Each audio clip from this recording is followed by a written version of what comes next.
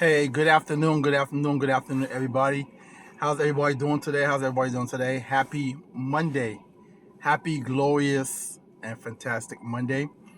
I hope everybody had a wonderful Thanksgiving weekend and everybody had a chance to spend time with their family. So, today's topic, because today is Monday, and typically I have to do a check in, right, with my mentor, right? I get certain goals that I have to have done by each Monday, whether it's read a certain amount of pages in the book, whether or research or whatever, right? So I had a meeting today and just wrapped that up, right? And the conversation today, which is crazy. So what I want to talk about today is two things that we actually talked about. One is sacrifice, okay, and the other one is courage, okay. Now, so as I was talking to him today, and he was like, Maxwell, you know what? Sometimes you have to listen to what people are telling you because sometimes people aren't even listening to what they're saying out their own mouth, right? So this, for example, this is what you said. You might hear a lot of people say, you know what? I'm not willing to sacrifice taking time away from my family, right? To go out and make money or to go to an event away from the family like 3 or 4 days or to build a business or whatever, right? I'm not willing to sacrifice that kind of time away from my family, right? And money's not that important and things like that, right? So he was like, sometimes you have to listen to what people are saying because if they listen to themselves, they will really see that what they're saying doesn't really make sense. So he broke it down. He said, let me tell you this. When a person says, I'm not willing to sacrifice time away from my family, right? To build a business or to go out there and run and make money or whatever. What they're essentially saying is, I'm not willing to get beat up for my family. I'm not willing to go out there and take the hits for my family. I'm not willing to go out there and try to build a better life for my family. Okay? And if they actually think about that for a second, right? Because the essence of going out there and building a better life or making more money, right, for their family is to cover their family's needs, right? To cover what could come up or what is currently there right now, right? So, for example, a person who's not willing to sacrifice for their family to whether go make great amount of money or build a business is the person who's ultimately saying that, hey, I'm okay with the fact that if a health emergency comes up for a family member, I'm okay with not having the money to help. I'm okay with having to go to work immediately. Okay? Because I don't have any money saved up anyway. I don't make great money. So if something happens health wise and, I could be home with my child, with my wife, with my husband, right? If a health situation comes up, if I had established a business, if I had made great money and have great savings, okay. But since I wouldn't have that, I'm okay with going right back to work because I have to go work to pay the bills. Wow. I'm okay with not being able to help my child with a down payment for a house if they need it. I'm okay with not be able to help my child pay for school. So all these things are what you're sacrificing for. You understand? Like you're making these sacrifices up front so that if these things should come up or when they come up, you'll be able to address it. You understand? So, a lot of people in America right now cannot afford to help their parents when their parents retire. A lot of people right now in America cannot afford to help their parents if their parents are retired and they are in need. Most Americans cannot afford to help their child with a down payment for their home, or even be willing to risk co-signing with their child for a home. And if that child doesn't pay or defaults, they're okay with carrying the load. Most parents in America are not able to do that. You know why? They never sacrifice to build a business or to go make great money, to when that time comes, they're able to help that child. So this is how you build generational wealth. This is how you help your child immediately fast-paced life. Okay? You're not giving them a handout. You know what I'm saying? What you're doing is giving them a hand. You're helping them. You're guiding them to a better way of life instead of having them start from the very, very bottom, which as a parent, that's technically what you are supposed to do, you know? And you know, it's funny because when you think about what I do for a living, right? You know, when a parent says, oh, you know, I don't need life insurance, right? Or, oh, you know, I don't need $500,000 in life insurance, $1 million in life insurance, right? The word is coming out, and that's the conscious mind that's saying it. But subconsciously, what they're actually saying is that I don't believe my family is worth that amount of money. See, they don't really know what they're saying. I'm not saying that they know that they're saying that my family's not worth $500,000 or $1 million, right? I just think everybody's so accustomed to saying things or hear other people saying things and they repeat it. If they step back and think about what they're saying, I don't think my family is worth, you know, $50 a month for a $500,000 policy. It sounds ridiculous, right? But this is what people say every single day. Like in my line of business, you know, when I recruit agents or whatever like that, and there's different things that we ask them to do, or we got this conference, we got that conference. You know, you gotta put money up for these leads so that way you can generate, you know, revenue for your business. Oh, I'm not willing to sacrifice that kind of money for my family, right?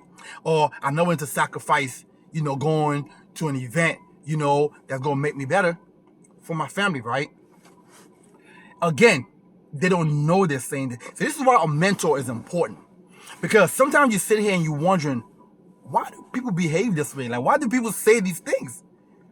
But when you sit down with a mentor and a person who's been around for donkey years, make millions of dollars, understand the psychology of human thinking, they help you better understand what people are actually saying. And our meeting is usually an hour long. It went over today because I was just diving in and taking like mad notes of things that I myself didn't even think about. Like, this is really what a person is saying. Like, subconsciously, I don't want to take that time away from my family. So subconsciously, you're telling me that my family is not worth the investment. Man, that shook my world today. Part 2 that we talked about is what's called courage. It said, Maxwell, 90% of Americans don't have courage. That's the reason why they say what they say. A lot of it is what they say, a lot of it is based out of fear of failure. So I'm not going to go out there and try because I'm fearful that I'm going to fail. So my family is not worth me trying subconsciously. Remember, I'm not saying they consciously know that they're saying this, but subconsciously in their mind, my family is not worth me going out there and try because I'm afraid that I'm going to fail. Jesus, wow. Wow. Now, what I got out of the meeting today was I now have to think about things I say before I come out and say it. Because sometimes you be saying something so long that it goes from your conscious to your subconscious and it just automatically comes out. Listen, What I want us to work towards starting the beginning of the year is really think about what it is that we're saying. I'm about to really dissect what you're thinking about saying before you come out and say it. Because as he was talking to me today, again, every time we have a meeting and we talk, I raise my level of consciousness at least by one level, at least. You know what I'm saying? And if you don't have a mentor, I'm saying everybody should have one. I'm sorry. Like, whether it's someone at the church, whether it's someone who's doing life, whatever. Because they help you think of things in another way that you haven't thought about. So when you start to come out your mouth and saying such things that I now find ridiculous, before, in my mind, I was thinking it's valid. Okay? Yeah, I don't want to, like, for example, I got kids. And every time I'm on the road, I miss my kids. Sometimes I'm like, man, do I really want to keep going like this and not have time for my kids? But then I'm thinking about it now. So my oldest is going to be going to college next year. If I was still at the position I was at before in my previous career, I'm going to say there is probably a high likelihood I may not be able to help him with his college tuition, especially the schools that he's looking at. I may now have to say, son, you may have to get a school loan. But since I sacrificed for the past 10 years to build something, to learn something, whatever school that he goes to, I'm not saying it's going to be easy, but I'm saying that I can most likely help with that bill. It's a sacrifice I chose to make in the early beginnings to be able to come to this situation. Even for example, his first car, I know that won't be an issue. Whether it's co-signing, down payment, whatever. When he graduate, Dad, I want to buy this house. Can you help with down payment? No problem, son. Let's get it done. Because as a father, your job is to help your child or children propel in life. I'm not saying give them everything. But if we use a house, for example, most 20-year-old or 21-year-old don't want a home. So if you as a parent can help your child get in a position to own a home at 21 and be done with a mortgage by 50, you've done a great thing for your child. Whereas most people are buying their first home in their 50s. And they're paying mortgage into their 80s. So this is what sacrifice means. This is, yes, you're taking time away from your children, your spouse. It's not permanent. It's temporary. To be able to afford them the things that they will need later. There's probably a bigger ticket item than what they need right now, to be honest with you. College is expensive. Your first home is expensive. A wedding is expensive. You know, your child want to start a business, and you're gonna help co-sign for them for a loan or help with a down payment for the loan. Like those things are mad expensive than the things that they have right now at age 1 through 17. Man, oh man. Like, I cannot wait till next Monday. Like every Sunday, I'm itching for Sunday to be over so I can meet with my mentor. Every single Sunday. I cannot, like, and I don't want to use the word hate. I technically don't like Sundays. I'm like, yo, I can't wait for Sunday to be over because I can't wait till Monday morning. So that is my topic for today. And I want you guys to just think about it. Think about the things that you say. A lot of things that we say actually comes from people that were close to us that got programmed into our subconscious. So somebody says it, our conscious picks it up, but you hear it so much every time they say, you're hearing it, and then it gets downloaded to your subconscious. And now it becomes a part of your thinking. And it comes out that way without you even thinking about what you're saying. Yeah. Listen, this is it's a 15-minute talk. It went way past the timeline I wanted to go to, man. But today was an awesome life transitioning day for me today, personal, and I just want to share that with you guys. You know, what we talked about was something for a way for me to understand people when I'm trying to build my agency, and some people who say things and you know more so who to deal with and who to not deal with, because a person who says a negative thing like that is consciously and subconsciously unaware of what they're doing or what they're saying, and it's very hard to change that mindset. So that's what this actually meeting was about today. But I thought it was something so valuable to share with you guys because, you know, again, we have our conference coming up, right?